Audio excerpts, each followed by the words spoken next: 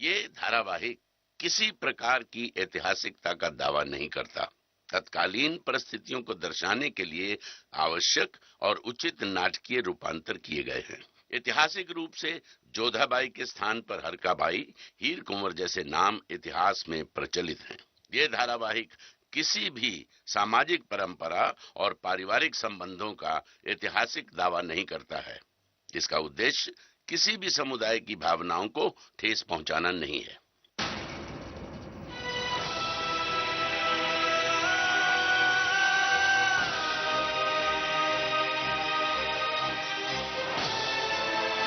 जलाल, आप एक शहंशाह हैं। शहंशाह को रोने का हक नहीं है। संभालिए अपने आप को। गुस्ताखी माफ हो बेगम साहबा, हरम में हंगामा हो गया है, आपकी वहां फौरन जरूरत है, आइए।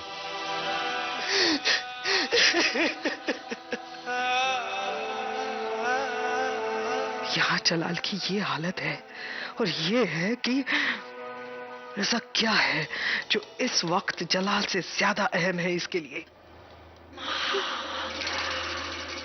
कैसे हुआ ये सब? कत्ल हुआ है आपके खास बाबा का जलाल।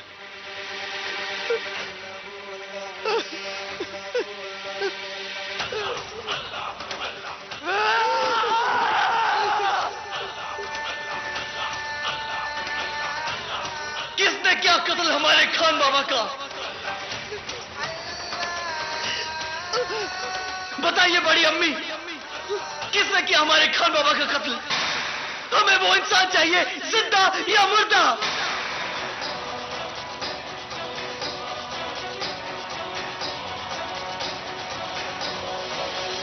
ये शाही हरम है, आगरे का बाजार नहीं। मलिका एक खास कोई फरियाद नहीं सुननी हमें।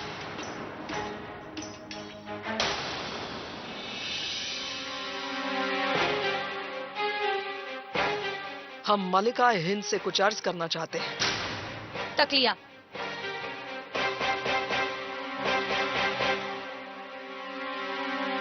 कहिए। आज जलाल इतने बड़े सदमे में थे। खाने खाना के इंतकाल की खबर सुनकर उन पर जैसे पहाड़ टूट गया था, और ऐसे में उन्हें संभालने की बजाय आप यहाँ हरम में छीटाकशी करने में शामिल हो गई। मलिका को क्या करना चाहिए और क्या नहीं करना चाहिए, इसकी तमीज है हमें। लेकिन तजुर्बा नहीं है जो हमारे पास है, और आज इसी तजुर्बे को मद्देनजर रखते हुए हम आपसे एक बात कहना चाहेंगे मलिका हिंद, कि आप सल्तनत की मलिका तो बन गई, पर अफसोस जलाल के दिल की रानी नहीं बन पाई। आप शायद भूल रही हैं कि जलाल के सीने में दिल ही नहीं है, तो दिल की रानी बनने का सवाल ही नहीं उठता। दिल के होने का सबसे बड़ा सबूत इंसान के आंसू होते हैं। जब दिल दुखता है तब आंसू बहते हैं। हो सकता है जलाल के सीने में जो दिल है उसने सांसें लेना शुरू कर दिया। क्या पता वो दिल आपसे रूठ जाए, क्योंकि जब भी उस दिल को आपकी जरूरत थी तब आप उसके करीब नहीं थी। अपनी हद मत भूलिए महामंगा। आप एक दासी हैं और इस वक्त मलिकाए हिंद के सामने खड़ी हैं। गुस्ताखी माफ हो मलिकाए हिंद। इसी दासी ने पाला है आपके शौहर को। हिंदुस्तान के शहंशाह इसी दासी को बड़ी अम्मी कहते हैं। उन्हें पालने के बहाने आपने अपने खुद के कितने अरमान पाल रखे हैं, इसका अंदाजा है हमें। आपकी निगाहें कहाँ होती हैं और निशाना कहाँ, सबकी खबर है हमें। हमारी निगाहों पर नजर रखने के बजाय आपके लिए बेहतर यही होगा कि आप अपने शौहर का ध्यान रखें। कहीं उनकी निगाहें किसी और पर टिक गई और किसी और का निशाना उनकी दिल पर लग गया, तो आपके शौहर का दिल और उनकी निगाहें कहीं उलझ जाएंगी, और आप यहीं हरम में छोटे मोटे झगड़े सुलझाती रहेंगी ताउम्र। फिर मत कहिएगा कि मोहम्मद ने आपको आगाह नहीं किया। अल्लाह हाफिज।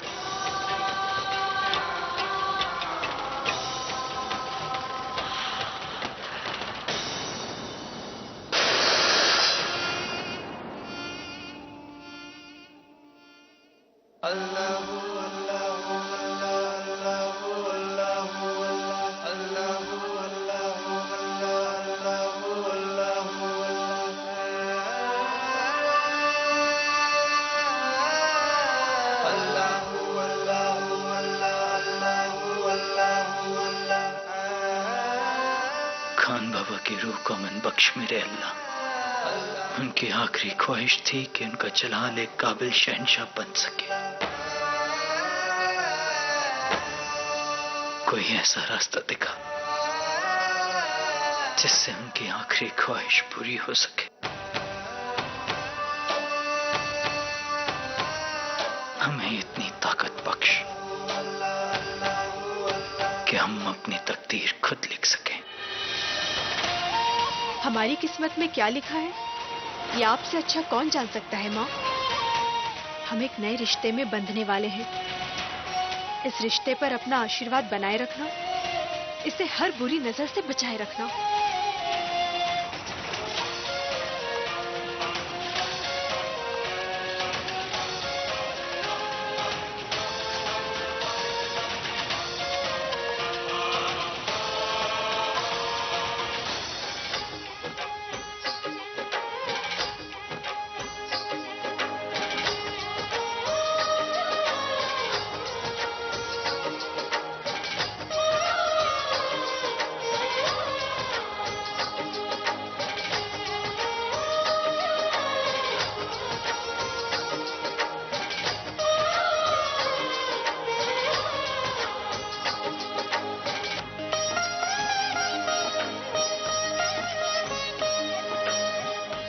राजा साहब, अब हमें जाने की इजाजत दीजिए। बधाई हो समधी साहब।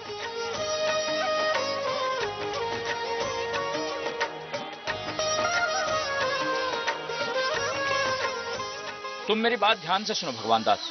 500 घोड़े, 50 हाथी, 2 मन मोती, 10 मन चांदी, 500 ऊंट, 400 गायें और सूर्यभान सिंह के वजन के बराबर सोने की व्यवस्था करो। जी बापू साहब, पर अतिथियों के निमंत्रण का क्या? उसमें भी तो समय लगेगा। समय तो लगेगा ही। सारे राजाओं को निमंत्रण जाना है। तेज गति से दौड़ने वाले घुड़सवारों पर संदेश वाहकों को भेजो। ये काम जल्द से जल्द हो जाना चाहिए। जी बिल्कुल बापू साहब।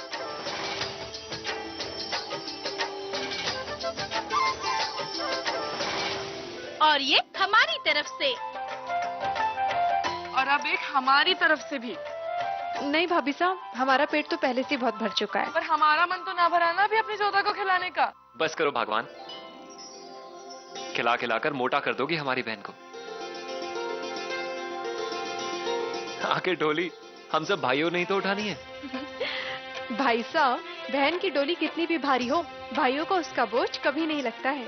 बात तो पते की है जोधा ने। हाँ, ऐसा सुजामल भाई साहब में अक्सर कहा करते थे।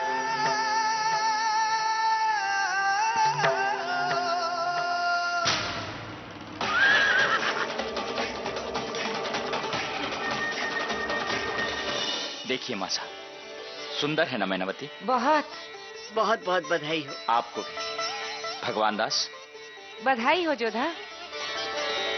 तुम्हारे ब्याह के निमंत्रण बंटने शुरू हो गए हैं। पहला निमंत्रण गणेश जी को पहुंच जाएगा। हमारी जोधा की बारात बड़ी धूम धड़ाके से आएगी, है ना मासा? हाँ। उधर जोधा के ब्याह का पहला न्योता विघ्नहर्ता को जाना था और इधर विघ्न आमिर के दरवाजे पर दस्तक दे चुका था। जान बचाओ, दुश्मनों का हमला हुआ है।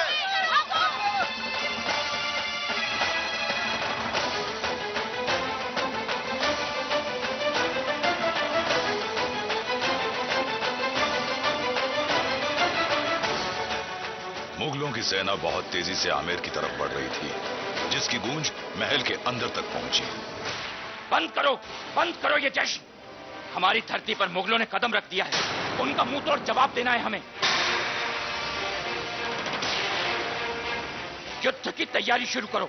हमारे पास समय कम है, मगर हिम्मत की कोई कमी नहीं है। हुकुम, बुरी खबर है, कुंवर सूजामल भी मुगलों के साथ मिले हुए हैं।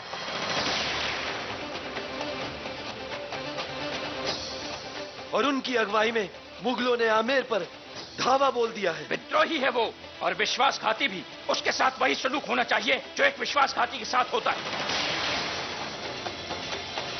खंगार सिंह, यदि युद्ध में सूजामल दिखे तो पहला वार उसी पर होना चाहिए। आप चिंता न करें बापू साहब, मुगल भले ही बचकर निकल जाए, मगर सूजामल वो नहीं बचेगा। खंगार सिंह, राज सिंह और जगन्नाथ तीनों मिलकर इस आक्रमण का जवाब देंगे। भगवान दास, तुम आमेर के किले की रक्षा करोगे। जय भवानी। जय भवानी। ऐसा क्यों किया सूजामल भाई साहब ने? गद्दी पाने के लिए आप उन मुगलों से मिल गए, उस जलाल से जिसका सर काट के आपको लाना चाहिए, उसके सामने आपने अपना सर झुका लिया। ऐसी कौन सी मजबूरी थी भाई साहब की? जोधा, सूजामल की कायरता को मजबूरी का नाम मत दो। राजा साहब ठीक ही कहते थे, विद्रोह सहन किया जा सकता है मगर विश्वासघात नहीं।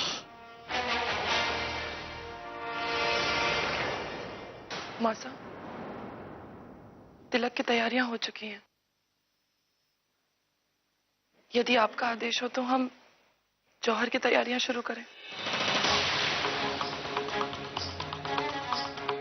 उसकी आवश्यकता नहीं पड़ेगी भाभी साहब। अभी हमारे 4 भाई साहब हैं और वो दुश्मनों को ऐसी मात देंगे कि वो मुगल आमेर की तरफ कभी नजर उठाकर भी नहीं देख पाएंगे। देखना, जीत हमारी ही होगी।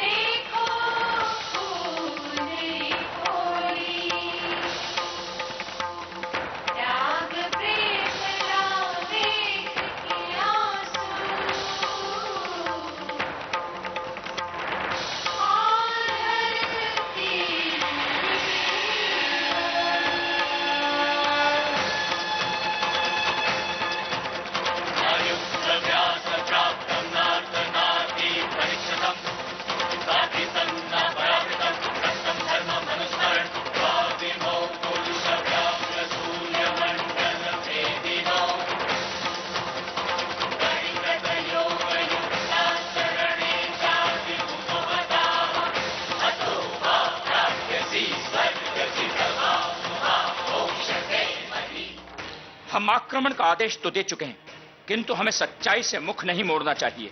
और सच तो यह है कि मुगल सैनिकों के मुकाबले हमारे सैनिकों की संख्या बहुत ही कम है। मंत्री जी, हमें कुछ करना होगा। आमेर और उसकी प्रजा के लिए हमें ही कुछ करना होगा।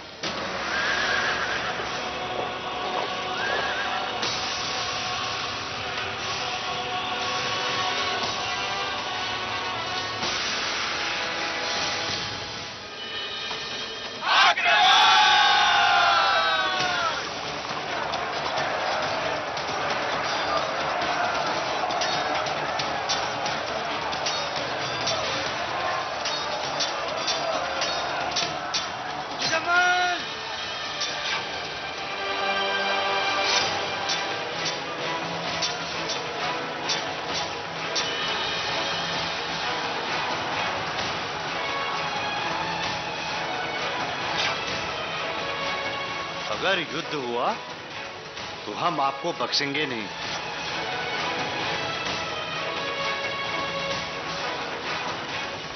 अब समय आ गया है अपनी आन पर मर मिटने का।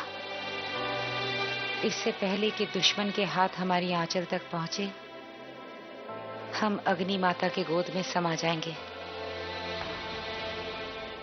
अगर माँ भवानी का आशीर्वाद रहा तो जीत हमारी होगी और इसी आग से हम अपने वीरों की आरती उतारेंगे।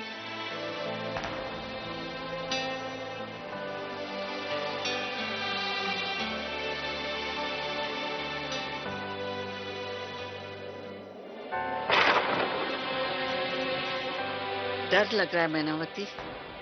नहीं मासा, जौहर करना तो किसी भी स्त्री के लिए गर्व की बात होती है। अगर हम ये युद्ध हार जाते हैं। घबराओ मत मैनावती, सुना है शरफुद्दीन जलाल जैसा काबिल योद्धा नहीं है, वो ये युद्ध कभी नहीं जीत पाएंगे।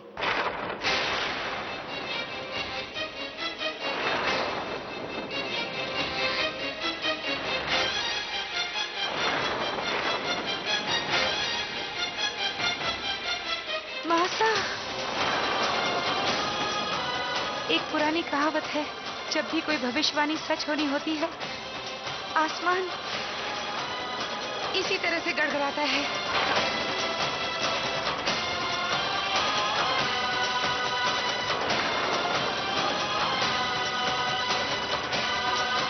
कैसी भविष्यवाणी? वही भविष्यवाणी मासा, जिसे हम सच होते हुए नहीं देख सकते।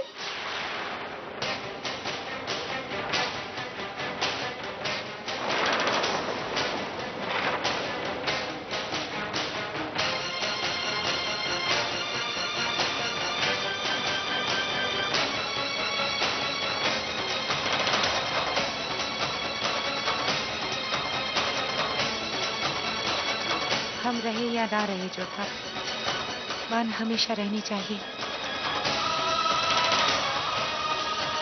ये विष तुम अपने पास रखिए।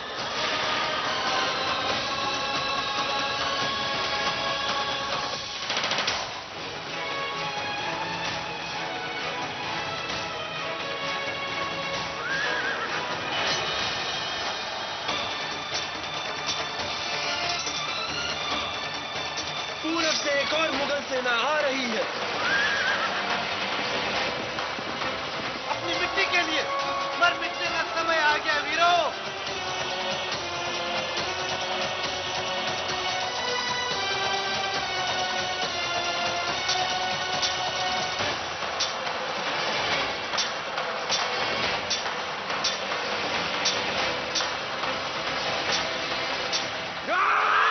कानपुर की सेना आ गई है।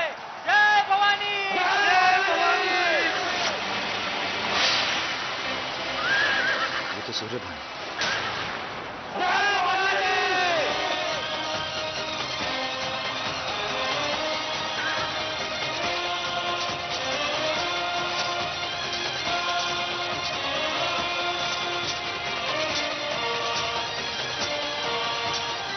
सूजामल, कौन है ये जो हमारी फतह को हमसे दूर कर रहा है? कानपुर के राजा सूर्यभान। तो ये यहाँ मौत के मुंह में क्यों आया है?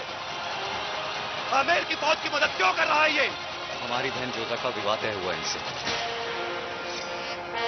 यहाँ आकर इसने बहुत बड़ी भूल की है, बहुत बड़ी भूल।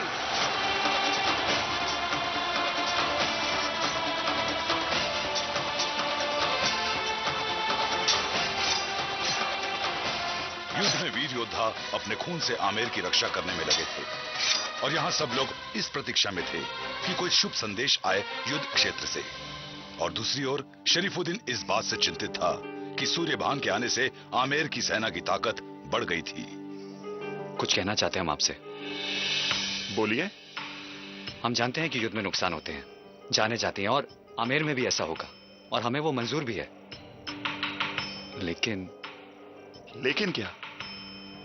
भानपुर के राजा सूर्यभान, वो हमारी बहन जोधा के होने वाले पति हैं, और अगर उन्हें कुछ हो गया तो हम जोधा को कभी मुंह नहीं दिखा पाएंगे। आप हमें वचन दें कि आप सूर्यभान को नहीं मारेंगे। ठीक है, हम आपसे वायदा करते हैं, हम सूर्यभान को नहीं मारेंगे। लेकिन अगर आपको आमेर का तख्त चाहिए तो आपको सूर्यभान को खत्म करना ही होगा। या तो ये भुला दीजिए कि सूर्यभान आपकी बहन का होने वाला पति है, या फिर भूल जाइए उस आमेर को जिसके होने वाले राजा आप हैं।